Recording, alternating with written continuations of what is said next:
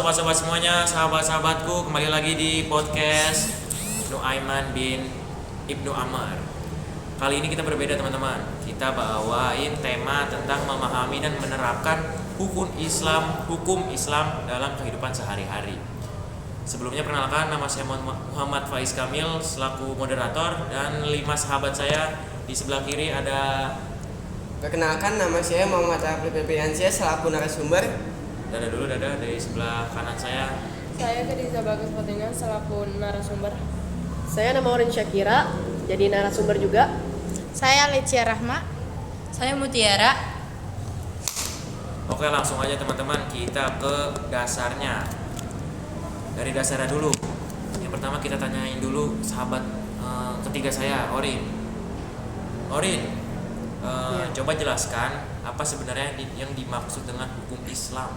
Oke, jadi hukum Islam itu adalah segala aturan dan ketentuan yang bersumber dari wahyu Allah Subhanahu wa taala yang disampaikan melalui Al-Qur'an dan Sunnah Nabi Muhammad SAW dengan tujuan untuk mengatur seluruh aspek kehidupan manusia agar berjalan sesuai dengan kehendak Allah. Oh, jadi kehidupan itu bukan cuma untuk mengatur ibadah kayak sholat dan puasa ya, tapi juga hal-hal lain seperti perdagangan, pernikahan, warisan, dan kehidupan sosial ya? Ya, betul sekali Gadiza. Jadi hukum Islam itu bersifat komprehensif, artinya mencakup seluruh bidang kehidupan manusia. Jadi Islam tuh bukan cuma berbicara tentang hubungan manusia dengan Allah atau hablum minallah, tapi juga hubungan antar sesama manusia, hablum minannas. Bagus banget ya, berarti hukum Islam itu berkaitan dengan semua aspek yang ada di dunia ini ya, Rin. Ya. Oke, kita lanjut ke pertanyaan kedua. Sekarang kita bahas sumber-sumbernya.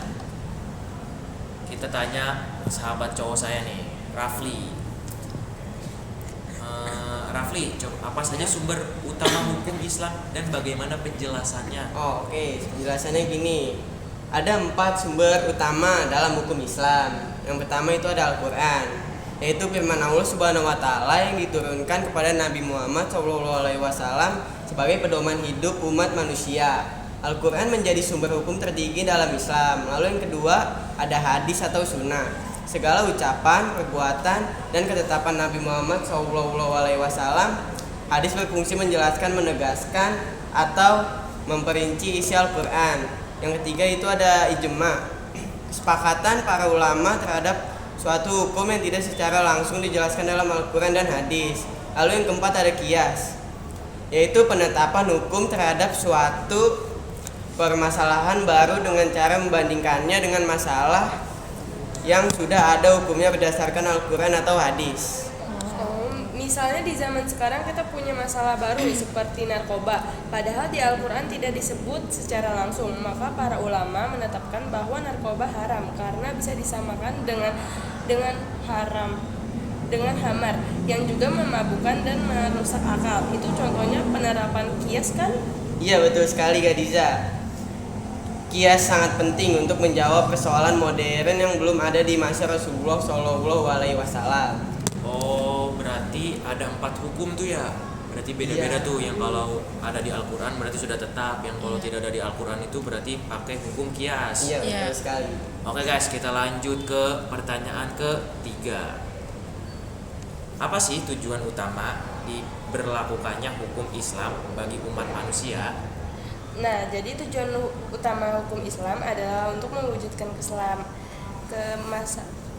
kemaslahatan atau kebaikan bagi seluruh manusia. Dalam Islam, tujuan ini disebut maqasid syariah. Ada 5 prinsip utama dalam maqasid syariah. Yang pertama, menjaga agama. Yang kedua, menjaga jiwa. Yang ketiga, menjaga akal. Yang keempat, menjaga keturunan. Yang kelima, menjaga harta. Nah, kalau semua prinsip itu diterapkan, masyarakat bakal hidup dalam keadilan, ketertiban, dan kesejahteraan.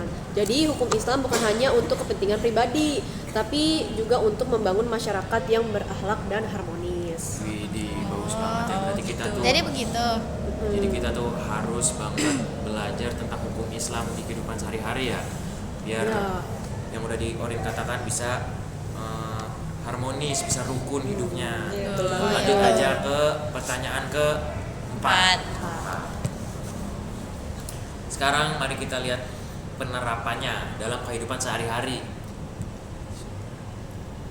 Rafli, Iya, bisa berikan contoh konkret penerapan hukum Islam di sekitar kita?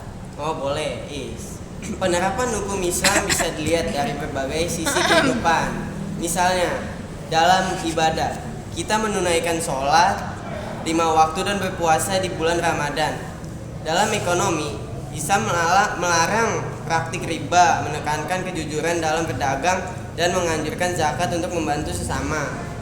Dalam berpakaian, umat Islam diwajibkan menutup aurat sesuai ketentuan syariat.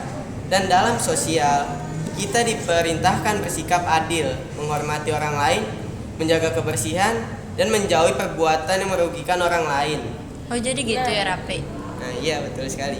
Nah, menariknya itu hal-hal kecil seperti mengucap salam, menolong orang lain, dan tidak berbohong juga termasuk dalam penerapan hukum Islam loh, karena semua itu membawa manfaat dan mencerminkan akhlak seorang muslim sejati.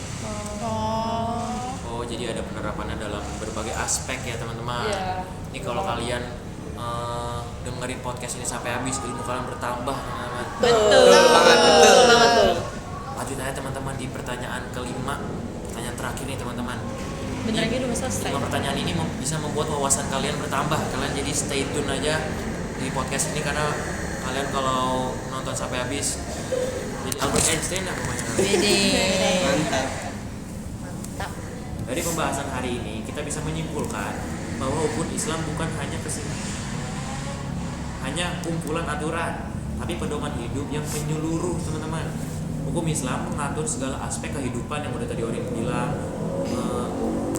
kehidupan manusia agar tetap seimbang antara urusan dunia dan urusan akhirat. Ya, betul banget tuh Pak Is.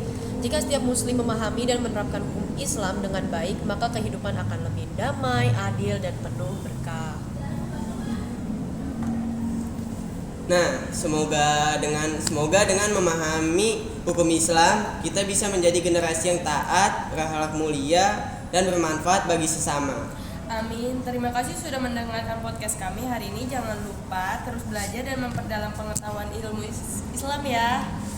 Kurang lebihnya mohon maaf teman-teman. Wassalamualaikum Assalamualaikum warahmatullahi